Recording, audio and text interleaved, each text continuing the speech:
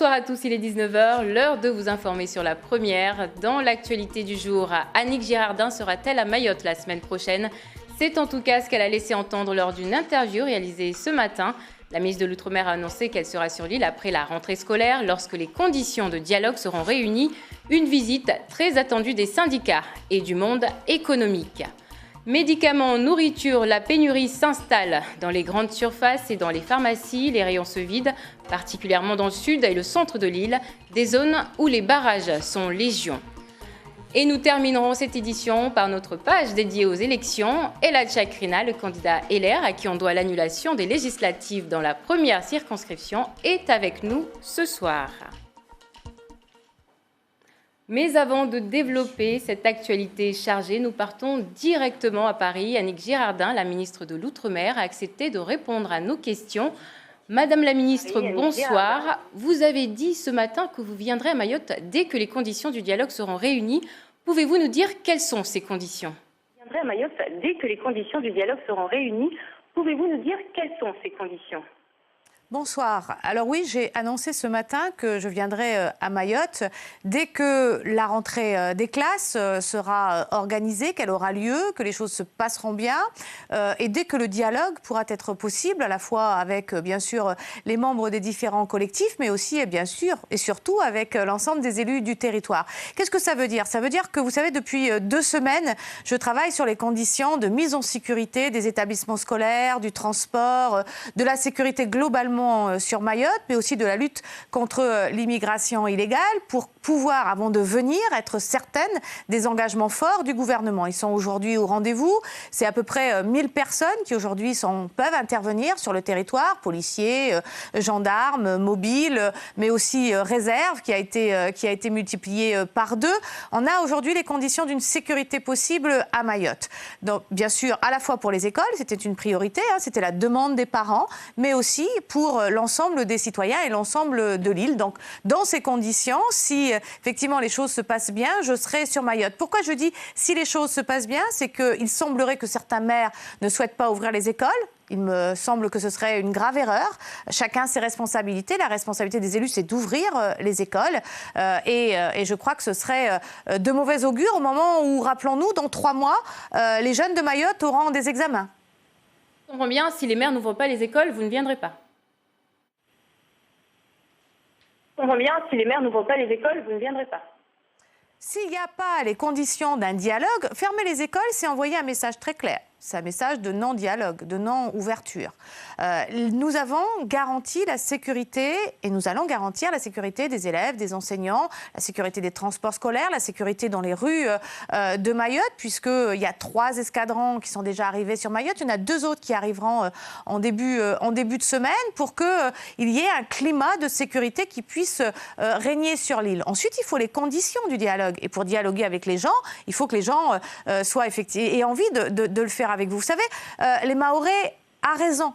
Demandent à ce qu'on envoie des signes forts et qu'il n'ait plus l'impression que la République les abandonne. Eh bien, moi, je dis aussi aux Mahorais, la République ne vous abandonne pas. Je serai là la semaine prochaine si c'est possible, mais ne sortez pas de la République. C'est quand même ceux qui considèrent ces conditions un peu comme du chantage aujourd'hui, ces élus. Même ceux qui considèrent ces conditions un peu comme du chantage aujourd'hui, ces élus. Pas une question de chantage, vous savez, moi je suis toujours là où c'est le plus utile. Quand je suis arrivée dans ce ministère, rappelez-vous, mon premier déplacement, il est à Mayotte. Pourquoi? Parce que je connaissais l'ensemble des défis que Mayotte avait à relever. Je savais le travail important que j'allais devoir faire avec l'ensemble des élus et des socio-économiques du territoire. Nous avons commencé par les assises des Outre-mer qui sont aujourd'hui terminées. Nous savons ce qu'a besoin Mayotte en termes d'infrastructures, en termes de soutien financier. Nous avons rétabli là la sécurité. Sur du plus long terme, les annonces en matière de lutte contre l'immigration illégale vont être faites. Il faut maintenant qu'on ait ce dialogue sur quelles sont les nouvelles relations entre l'État et le territoire et comment on peut éviter à nouveau de se retrouver dans le mur. Alors, vous avez aussi annoncé l'arrivée de renforts des policiers et des gendarmes ainsi que celle d'une frégate. Est-ce que ces renforts sont envoyés à Mayotte pour une mission durable ou seulement pour le temps que la crise actuelle ne passe? Une mission durable ou seulement pour le temps que la crise actuelle ne passe? Alors, il y a deux temps. Il y a bien sûr la totalité des effectifs qui répondent à un besoin d'urgence et momentané après les différentes manifestations. Et puis, le climat qui s'est effectivement durci ces derniers jours. Mais c'est surtout aussi des forces en partie qui resteront sur le territoire pour que sur terre comme sur mer, la lutte contre l'immigration soit plus importante, mais aussi, bien sûr, que la sécurité revienne dans l'île, parce que c'est la condition de la confiance entre les élus, la population et l'État, et ce sont les conditions d'un dialogue futur indispensable. Dernière question, Madame la Ministre. Vos propos sur les Mahorais qui seraient déçus de la départementalisation et la réponse donnée hier au Sénat par le Premier ministre sont vécus ici comme du mépris à l'égard de la population. Est-ce qu'en dehors d'une conférence, une autre conférence, vous avez des propositions concrètes à nous donner ce soir, à donner aux Mahorais ?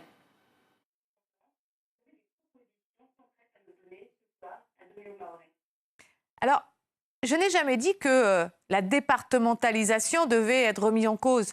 J'ai dit que la départementalisation qui consistait à faire du copier-coller d'un département français à un département d'outre-mer, quel qu'il soit d'ailleurs, est une véritable erreur. Parce qu'on a tous des spécificités. Je vous rappelle que je suis aussi une ultramarine et que je sais que chaque territoire a ses spécificités. Et chaque territoire doit être considéré comme un territoire ayant ses propres problématiques, ses propres solutions. Et qu'il faut accompagner territoire par territoire de manière différente. Le président de la République va introduire dans la Constitution la notion de différenciation. La Guyane est en train de se préparer à jouer sur la différenciation. La Martinique aussi. La Guadeloupe y réfléchit. Chacun va voir comment il peut traiter la différenciation en demandant des compétences supplémentaires ou en renégociant certaines compétences avec le territoire. En Guyane, par exemple, comme à Mayotte d'ailleurs, on nous demande de reprendre la gestion du RSA. C'est quelque chose que l'on peut débattre. On voit bien aussi que sur les politiques de petite enfance, j'ai annoncé au mois d'août une possibilité financière de 120 millions d'euros. On a versé 36 millions d'euros. On voit bien que la collectivité n'arrive pas seule, parce que pas suffisamment d'ingénierie, à mettre en route les projets, les dispositifs. On voit bien donc que ce n'est pas une raison financière, mais bien une raison d'organisation. Quand on a décidé la départementalisation, l'État, dans un certain nombre de compétences, s'est effectivement retiré. Et c'est normal. Sauf que tout ça s'accompagne. Tout ça doit se faire de manière graduée pour qu'il y ait véritablement des réponses pour les concitoyens. Donc ce que je veux dire, c'est qu'il ne faut pas rester attaché à une départementalisation qui serait du copier-coller de la métropole. Il faut qu'on puisse y entrer de la différenciation. Il faut qu'on puisse proposer, quand c'est possible, que certaines normes soient revues, que certains cadres soient changés, que certaines règles ne puissent ne pas être appliquées ou appliquées. C'est ça qu'il faut dire. C'est ce nouveau contrat entre l'État et la collectivité de Mayotte que je souhaite pouvoir mettre en place avec les élus du territoire. Parce que c'est pour moi la condition de la réussite de Mayotte. Ministre, avant de nous quitter, une précision. Si jamais lundi, les écoles sont ouvertes, quand serez-vous à Mayotte ?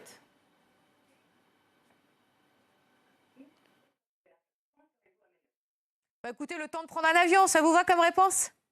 Merci beaucoup, Madame la Ministre. Merci pour ces précisions. Et justement, on parlait de solutions à la crise. Les syndicats et les collectifs mobilisés dans cette grève ne veulent plus attendre les propositions venant de Paris. Réunis cet après-midi, ils ont dévoilé leur plateforme revendicative, un document qui s'inspire de ce que les manifestants guyanais ont réalisé l'année dernière. Il regroupe les propositions des différents acteurs économiques et sociaux de Mayotte. Fatiou Ibrahim de l'Intersyndicale est avec nous pour en parler. Bonsoir. Bonsoir, Ariane. Alors, vous venez d'entendre les conditions de la ministre. Est-ce que vous pensez que vous, dans ces conditions-là, vous serez d'accord pour la recevoir ici ? Permettez-moi de dire les choses telles que je les pense là, maintenant. Cela s'appelle du foutage de gueule. Ça s'appelle du foutage de gueule. Je le répète, cela s'appelle du foutage de gueule. Je ne comprends pas que Madame la ministre exige que pour venir nous rendre visite pendant quelques heures, il y ait des conditions de sécurité et que le calme revienne. Mais Madame la ministre, je tiens à vous informer, parce qu'apparemment votre gouvernement a l'air d'être très mal informé sur la situation de Mayotte. À Mayotte, il y a, si l'on en croit votre INSEE, 260 000 habitants qui vivent sur son territoire 365 jours par an. 365 jours. Et on vit dans cette situation où il n'y a pas de calme, il n'y a pas de sécurité, il n'y a pas de conditions de dialogue même entre nous. On ne peut pas sortir, on ne peut pas aller aux plages, on ne va pas vous refaire, sauf si votre préfet ne vous fait pas l'état concret de ce qui se passe sur Mayotte. Mais c'est ce que nous vivons, Madame la Ministre. C'est ce que nous vivons ici. Tous les jours, 365 jours par an, 366 si on n'a pas de chance sur les années bissextiles. Donc je ne peux pas comprendre qu'un ministre ose, devant les Mahorais, s'enfoncer en disant qu'elle viendra quand il y aura le calme. Mais nous, on n'a pas de calme ici, c'est ce qu'on vit. Et c'est pour ça d'ailleurs qu'on demande qu'elle vienne. Elle a parlé de rentrée scolaire aussi, oui, mais l'ouverture des classes. Oui, mais la rentrée scolaire, ça veut bien dire que Madame la Ministre, apparemment, n'a pas l'air très bien informée. Nous exigeons qu'on ait une école de la République. On ne peut pas envoyer des enfants se faire trucider par des voyous dans nos écoles. Ce sont nos enfants. Si Madame la Ministre, elle peut tenir ce propos, parce qu'il n'y a pas d'enfants qui viennent au lycée qui sont scolarisés au lycée de Sararano ou qui sont scolarisés au lycée de Kahani. Donc c'est bien beau de venir dire que je viendrai vous rendre visite quand ce sera le calme. Eh bien, Madame la Ministre, désolé de vous l'apprendre que nous, collectif et intersyndical, on s'est convenu que pour la première fois, quand vous venez, ne vous attendez pas à des colliers de fleurs. On vous recevra peut-être, mais en tout cas, ne vous attendez pas à des colliers de fleurs. Donc là-dessus, si c'est ce que vous attendez, que vous ayez les colliers de fleurs, qu'on vienne vous refaire les enrobés sur une portion de route pour que vous ayez une route en parfait état pour que vous puissiez circuler, alors que nous, on se tape les trous de la RN1 ou de la RN2 et la RN3, eh bien, ce ne sera pas le cas. On vous accueillera dans la pure et triste réalité que nous vivons 365 jours par an. Alors, parlons maintenant de ce que vous avez présenté aujourd'hui, cette fameuse plateforme commune que tous les syndicats ont réalisée. Est-ce que les élus ont été associés à ce travail? Parce qu'en début de semaine, ils ont estimé les besoins de Mayotte à 1,8 milliard d'euros. Est-ce que ce chiffre, cette somme correspond à ce que vous avez fait dans cette plateforme? Déjà, je tiens à préciser que le travail qui a été fait, il faut remercier un certain nombre de personnes qui ont participé. Il n'y a pas que le collectif, il n'y a pas que l'intersyndical, il y a eu aussi toutes les forces vives qui sont de Mayotte, des étudiants, des doctorants, voilà, nous avons consulté pas mal de monde. Nous ne nous engagerons pas sur un montant. 1,8 milliard, ça nous semble peut-être un peu trop revu, enfin c'est un peu trop bas.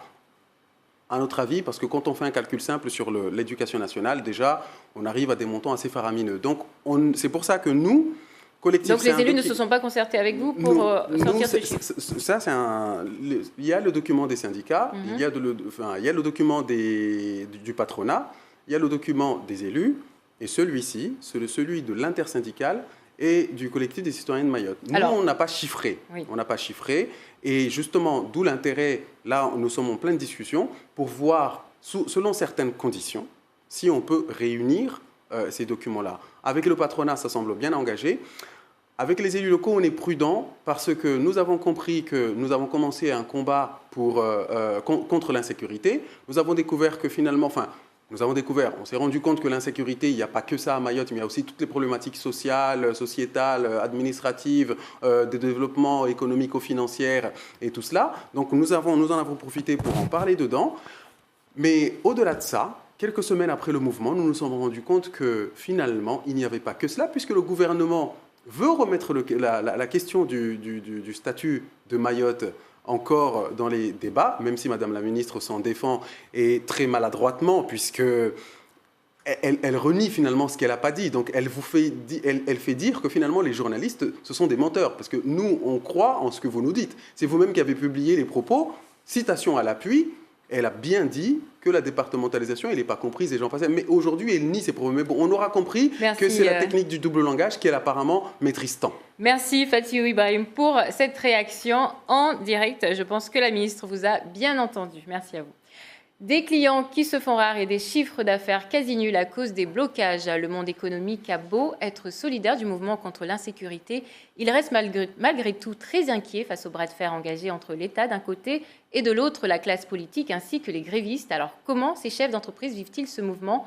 Élément de réponse avec Génial Atoumani et Géraldine Duy. Un mot définit l'activité économique, morosité.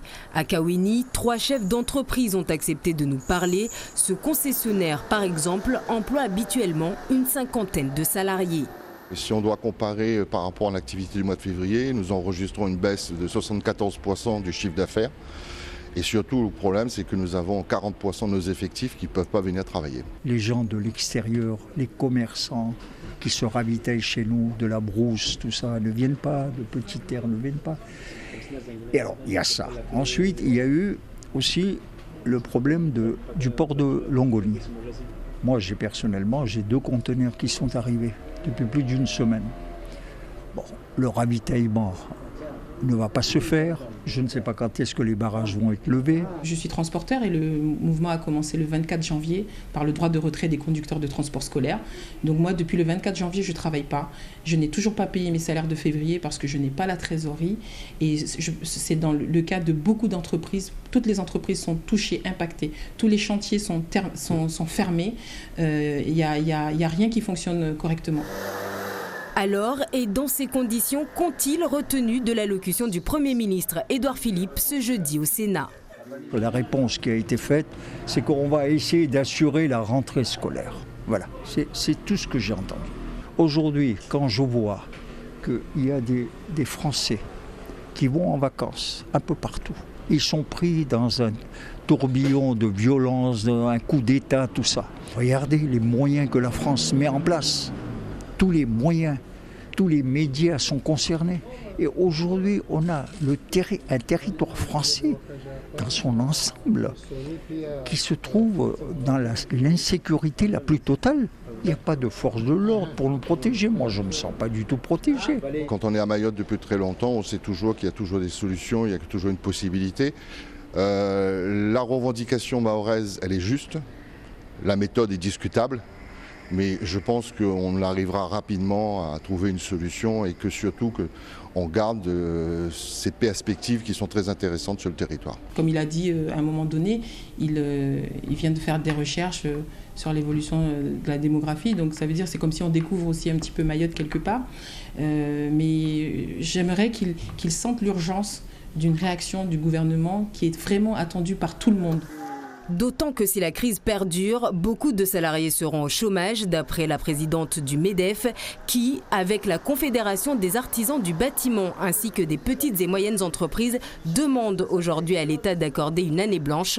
Autrement dit, ne payer aucune charge pour 2018, les entreprises mahoraises ayant déjà trop souffert. Et la multiplication des barrages a aussi des répercussions sur le fonctionnement du centre hospitalier de Mayotte. Les rares médecins et le personnel déjà en sous-effectif ont du mal à se rendre sur leur lieu de travail. Une situation dramatique pour les malades qui arrivent à franchir les barrières. René Lataste et Faroseni sont allés ce matin au cœur du service des urgences. Est-ce que c'est pas plus simple de passer par Combani? Non. Je pense, parce que là, ça fait 3 barrages, parce que sinon, là, ça fait 2 barrages à essayer de lever, alors qu'à Combani, il n'y en a qu'un. Standard 15 des appels d'urgence ce matin. Le médecin de permanence de l'équipe, en sous-effectif, tente d'aider les véhicules des urgences à passer certains barrages où ils sont bloqués. On comprend, si vous voulez, on comprend l'énervement de la population et les problèmes qu'ils rencontrent. Après, ce qui nous énerve aussi, en tout cas, qui est difficile pour nous, c'est de faire face à une opposition aux soins qu'on va prodiguer, en particulier lors des interventions des pompiers et du SAMU. Lorsqu'on doit descendre du véhicule pour défaire les barrages, et encore, ça c'est quand ils nous laissent passer, ça fait perdre du temps et donc ça met en jeu la vie de certaines personnes. Actuellement, c'est assez compliqué dans la mesure où le personnel a beaucoup de difficultés à se rendre jusqu'à son travail. Les cadres passent leur temps à essayer de trouver des solutions, à faire venir les gens qui habitent le Grand Mamoudzou ou Petite Terre et tous les gens qui peuvent être disponibles. On a mis en place également des dispositifs pour faire dormir les gens sur place et il y a un impact dans le sens où il y a des agents qui restent en poste parfois jusqu'à 24 heures et qui sont fatigués et usés. Il y a des endroits où on n'a pas l'effectif suffisant. Il y a un impact évident sur la qualité des soins et sur la sécurité des patients actuellement, à mon sens, et celui de l'ensemble de l'encadrement. C'est tout le fonctionnement de l'hôpital qui est bouleversé par le mouvement de revendication contre la violence. Le personnel médical et paramédical a de plus en plus de mal à accéder à l'hôpital. Là, la situation ici à Mayotte, au niveau de grève, la situation est devenue très difficile concernant l'activité ici au centre hospitalier de Mayotte. On a besoin que la grève prenne fin là, avec tout ce qui se passe parce que là maintenant on est arrivé à venir ici travailler 48 heures et rester au sein de l'hôpital pour éviter de reprendre encore les barrages l'après-midi pour venir ici parce que c'est difficile maintenant de passer sur les barrages quelle que soit l'activité professionnelle qu'on fait.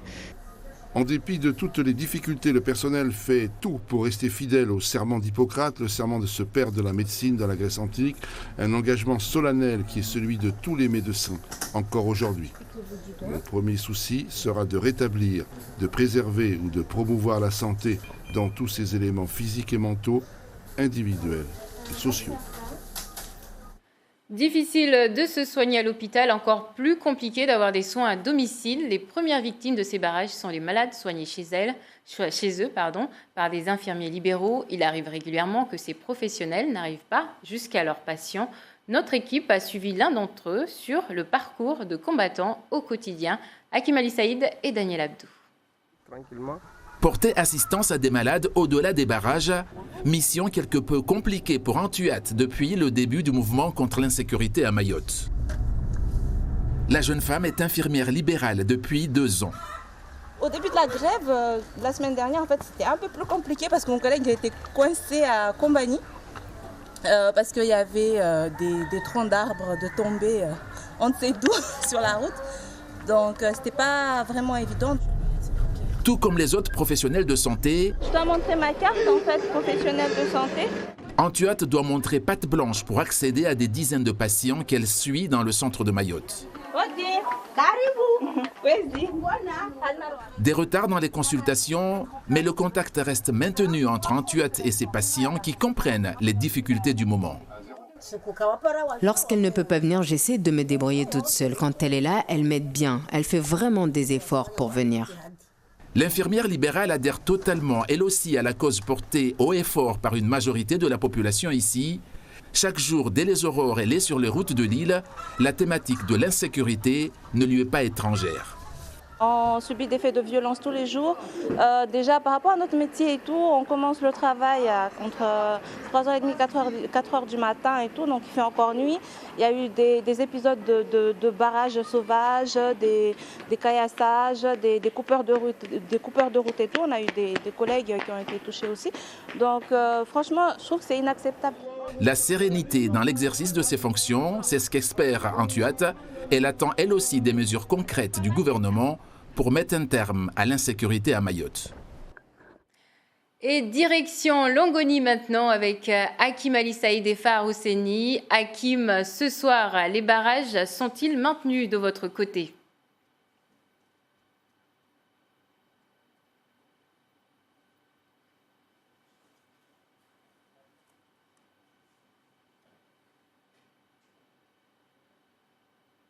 On se parle, 6 barrages sont encore en place du sud jusqu'ici au nord de Mayotte où nous nous trouvons à Longoni, mais également au centre de l'île.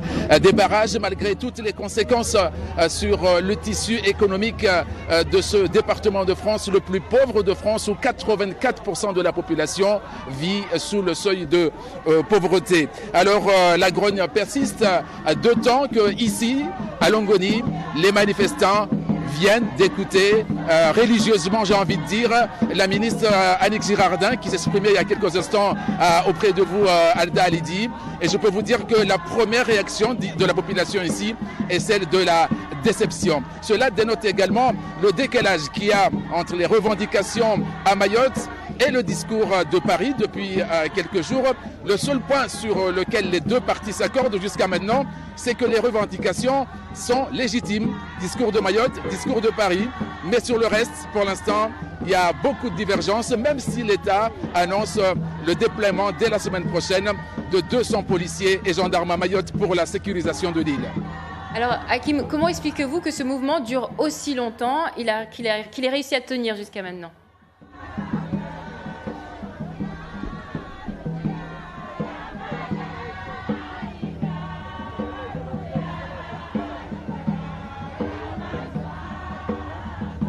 Hakim, vous m'entendez ? Comment expliquez-vous que ce mouvement dure aussi longtemps ?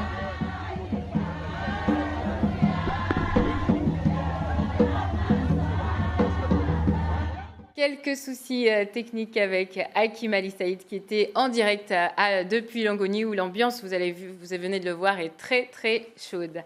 Les habitants du sud et du centre sont les premiers à ressentir les effets des barrages érigés un peu partout.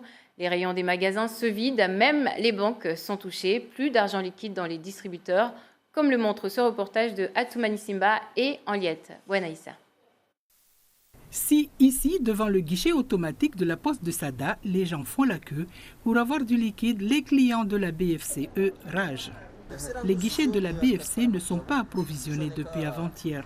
Il y a peut-être un problème, on ne le sait pas. Je crois que c'est à la banque même qu'il n'y a plus d'argent. Il faut donc attendre la venue de Brinks.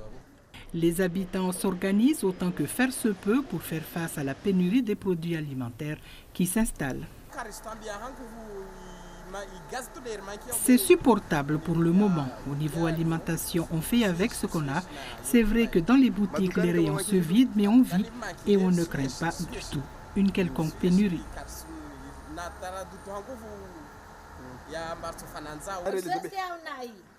Nous vivons mal, pas de gaz et il n'y a plus rien. On croise les bras. On utilisera du charbon, du pétrole lampant ou on ira chercher du bois pour faire à manger et revendiquer l'eau d'eau. Les magasins sont presque vides, mais continuons le mouvement. N'arrêtons pas s'il vous plaît, continuons. Ne lâchons pas. Là où nous avons attaqué, là, allons-nous. Il faut qu'on y aille jusqu'au bout. Il ne faut pas qu'on arrête.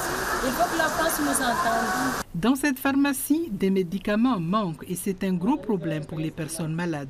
Les stocks s'amenuisent, tout dépend de ce qui est prescrit sur les ordonnances. Depuis les grèves, on ne livrait que l'après-midi. Et depuis la dernière livraison, on l'a eu mardi et depuis, pas de livraison jusqu'à aujourd'hui. On ne sait pas si on va être livré aujourd'hui ou pas. Ils ne laissent pas passer les livreurs. C'est pas que je suis contre la grève, je suis mahoraise, je suis pour la grève, je vis ce qui se passe à Mayotte. Je prie, je demande à ce qu'ils laissent passer les infirmiers libéraux, les médecins et les livreurs de médicaments. Il y a des gens qui prennent des traitements lourds. Imaginez, ils viennent, ils terminent leur plaquette, ils n'ont plus rien à prendre ce soir. Comment on va faire pour leur donner leurs médicaments? Sur le front des barrages, pourtant, la situation est calme. Peut-être parce qu'on est vendredi, jour de grande prière, les grévistes lâchent du lest. On laisse passer tous les camions qui amènent les alimentations pour les magasins, on les laisse passer. Les camions de gaz, on les laisse passer. Et les voitures qui transportent les médicaments pour les pharmacies, on les laisse passer. Les médecins, SAMU, pompiers, libérales, on les laisse passer. Il n'y a aucun souci de ce côté-là. Avec ces livraisons, les habitants de cette région du département vont pouvoir respirer et poursuivre le mouvement contre l'insécurité. Et ce mouvement de grève générale contre l'insécurité est aussi très suivi par les Mahorais qui vivent hors du territoire, particulièrement à La Réunion, où beaucoup ont choisi de s'exiler pour fuir les conditions de vie difficiles de Mayotte. Et vous allez voir que dans le département voisin, les Mahorais continuent à partager les préoccupations de leurs compatriotes restés sur place. Sufati Tumboudani et Jean-Claude Toyer. Depuis La Réunion où ils sont installés, Mayotte occupe toutes les pensées de cet artiste engagé, de cette mère de famille et de ce jeune salarié. Regard croisé sur la grève générale qui paralyse leur île d'origine. Il était temps que les Mahorais se réveillent. Pourquoi on a attendu si longtemps jusqu'à aujourd'hui que ça a dégénéré? Et la question que je me pose maintenant, est-ce que la France écoute vraiment Mayotte? Il y a un mépris du gouvernement à l'endroit de la population mahoraise. Il y a un mépris du gouvernement à l'endroit de la classe politique mahoraise. Pourquoi? Parce que tout simplement, pour des mobilisations similaires dans d'autres départements, la réaction du gouvernement n'est pas la même. En Guyane, on a vu la réactivité du gouvernement, les ministres qui ont été dépêchés sur place pour apporter des solutions. Quand on sait que l'État a les capacités de mettre en place des moyens, comme il en met partout dans les autres départements. On sait que par rapport à un certain nombre d'habitants, il faut un certain effectif pour les forces de l'ordre et qu'à Mayotte, on soit un sous-effectif à tous les niveaux. En 3 semaines de conflit, toutes les actions ou presque ont été menées sur le terrain. Barrage des routes stratégiques, fermeture des mairies et du conseil départemental. On a fermé des administrations, mais selon moi, d'après moi, on n'a pas choisi les bonnes administrations. Dans cette crise-là, quels sont les aspects qui sont mis en évidence? C'est l'insécurité, c'est l'éducation, c'est la santé. Pour moi, si on doit bloquer des administrations, je pense qu'on doit bloquer les administrations concernées pour faire réagir les ministères concernés. C'est vraiment désolant de voir que d'un côté, il y a une population qui n'a jamais cessé à montrer son amour pour la France et qu'en échange, on en arrive là, quoi. Là, on ne sait pas si on est français ou on est des Mahorais tout simplement, ou Mayotte est de nouveau avec les Comores. On ne sait pas où on en est. Il ne fallait pas que Mayotte, dans son combat politique, oublie où Mayotte se situe. Et qu'on a aussi des frères et sœurs qui sont en face et tout ça. Alors il fallait mener aussi un combat social. Pourquoi? Pour mieux cohabiter aujourd'hui. Et c'est ça qu'on n'a pas fait, tout simplement. Située dans l'archipel des Comores, Mayotte, île française depuis 1841, est devenue le 101e département de France en 2011, le dernier en date. L'heure est venue de parler de la campagne électorale. Elad Chakrina, le candidat républicain, est avec nous ce soir. Bonsoir Elad Chakrina. Bonsoir Madame Halidi, bonsoir à toutes les Mahoraises et tous les Mahorais. Alors, depuis le début de ces élections législatives, les candidats à cette élection sont quasiment inaudibles.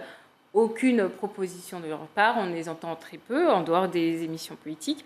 N'avez-vous pas l'impression, vous comme d'autres candidats, de rater l'occasion de montrer aux Mahorais que vous êtes capable de les défendre sans pour autant faire appel à l'aide de vos homologues nationaux, par exemple? Je suis très étonné de votre question, Madame. Quand on est avec une population dans la masse et qu'on porte ses revendications, ça veut dire qu'on est à part.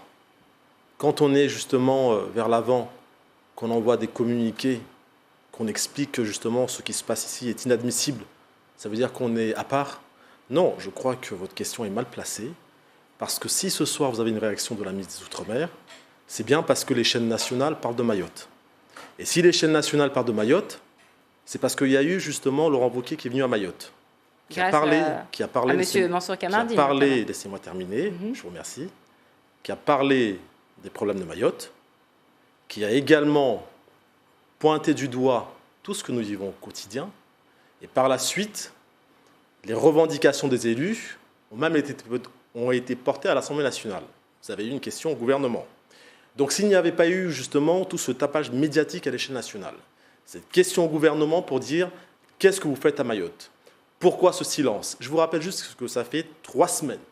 3 semaines de grève générale. C'est seulement maintenant que nous avons une réponse qui, au demeurant en plus, est très légère, puisque j'ai l'impression que la ministre n'a pas pris en compte la gravité de la situation sur place. Mais pour dire que nous avons évidemment fait en sorte que la voix de Mayotte soit entendue. Elle soit entendue par tous les moyens. Et là, ce que vous faites, madame, il ne faut pas diviser les Mahorais. À l'heure où justement il y a des problèmes, il faut qu'on soit dans l'union.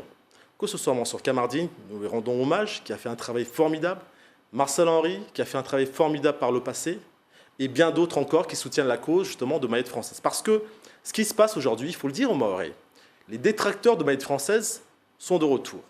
Les détracteurs, ceux qui n'ont jamais voulu que Mayotte soit un département, sont de retour. Mais là, vous partez hors du sujet. Là. Je vous parle de votre rôle en tant que candidat. Vous êtes là pour convaincre les Mahorais de voter pour vous.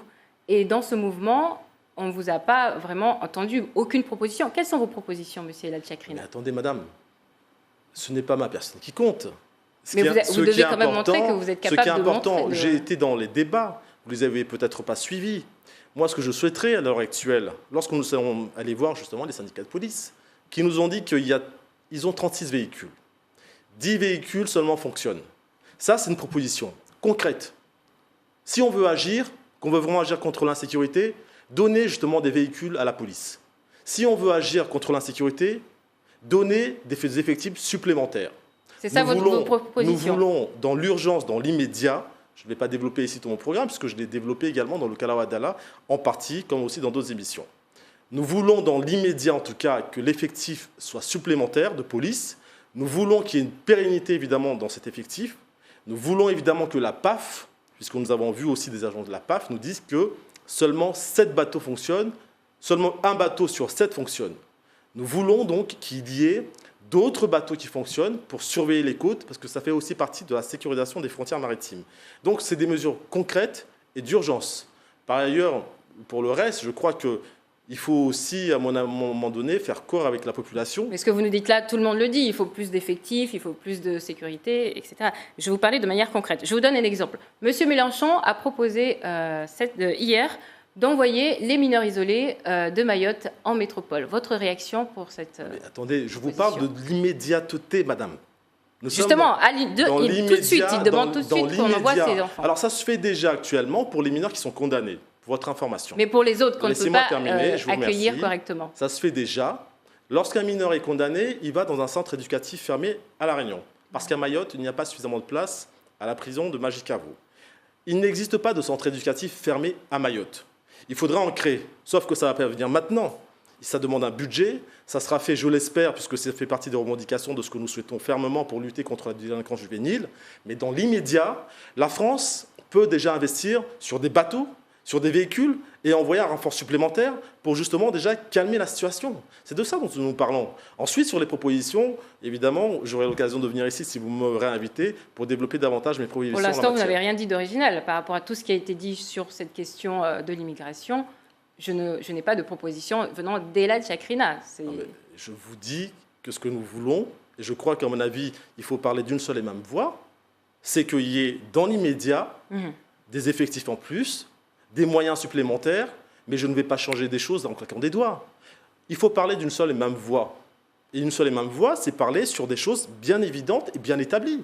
Et ce que nous voulons tout de suite pour sécuriser nos enfants, sécuriser justement les routes, c'est ce dont je viens de vous parler. Il ne s'agit pas ici de réinventer l'histoire. Mais par contre, maintenant, si vous me parlez sur le long terme, eh bien sur le long terme, je peux vous dire qu'on revoit la question évidemment de l'acquisition de la nationalité française, ça on en a parlé en matière de droit du sol, qu'on revoit la question de la gratuité des soins à l'hôpital pour les personnes en situation régulière, qu'on revoit aussi la question de la surveillance des frontières dans les points de passage importants, qu'on revoit également les Vous restez toujours très général, parce que vous avez participé à la création du COSEM, vous êtes avocat, c'est pour ça on s'attendait à des propositions un peu plus précises de votre part en tant que candidat. Écoutez, là vous me parlez de la prévention en matière d'insécurité. Ça fait partie de l'insécurité. Tout à fait, vous avez parfaitement raison, puisqu'en matière d'insécurité, vous avez la répression, dont ces éléments-là dont je vous ai parlé, mais en matière de prévention, vous savez que je suis à l'origine de la création des mamas vigilantes.